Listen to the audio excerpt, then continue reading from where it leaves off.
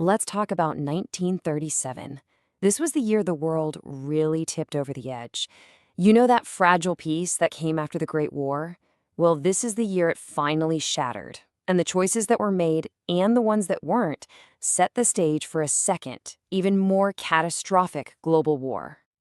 It's kind of wild to think that the 1930s kicked off with so much optimism. People were genuinely talking about global disarmament, about a lasting peace. But by 1937, those dreams were just gone. The reality was a constant escalating sense of crisis, as aggressive nations decided to redraw the map by force. So, to really get a grip on this crucial year, we're going to break it down into 5 key areas. We'll look at how the dream of peace died, how the world was basically engulfed by new wars, Stalin's own terrifying war on his people, why the West seemed totally paralyzed, and finally, how the battle lines for World War II really started to get drawn. So first up, the death of diplomacy. The world in 1937 was kind of run by powers that were either too afraid or just flat out unwilling to confront a rising tide of aggression.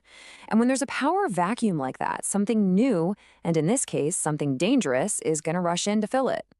And that something had a name: appeasement. The guy most famous for it was Britain's new Prime Minister, Neville Chamberlain. Now, Chamberlain, he truly saw himself as a man of peace. He genuinely believed that he could avoid another war by making concessions, by cutting deals, and by building a personal relationship with leaders like Hitler. Okay, so while the diplomats in the West are talking about making peace, the world is already on fire. What started as regional conflicts were exploding into these brutal, full-scale wars. They were basically terrifying dress rehearsals for the global catastrophe that was just around the corner. And just look at how fast everything escalated throughout the year.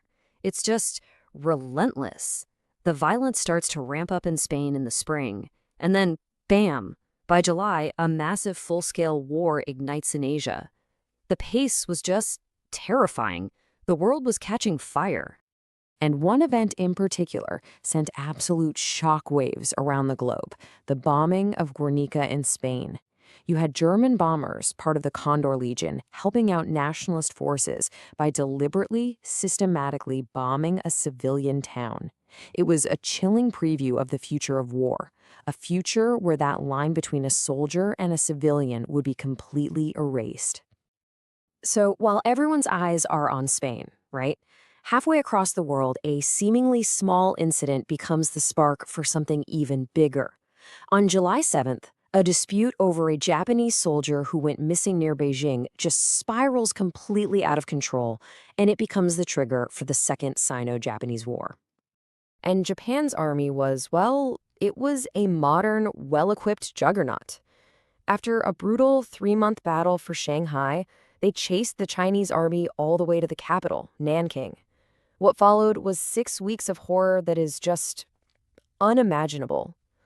Japanese soldiers murdered an estimated 200,000 civilians in what became known as the Rape of Nanking.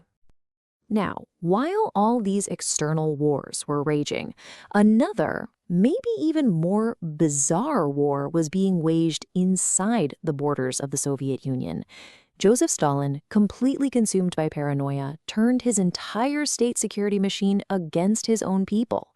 1937 was the absolute peak of what's known as Stalin's Great Purge. His secret police, the NKVD, arrested hundreds of thousands of people. You had these big public show trials for old, respected Bolsheviks, where they'd be forced to confess to these insane, impossible crimes before being shot. This paranoid witch hunt even tore through the military, completely decimating the Red Army's experienced officer corps. The human cost is just mind-boggling. An estimated 600,000 people were executed. And beyond the immense tragedy, it was an act of incredible self-sabotage. I mean, think about it. On the very eve of a world war, Stalin deprives his own country of its best military minds and its most capable commanders.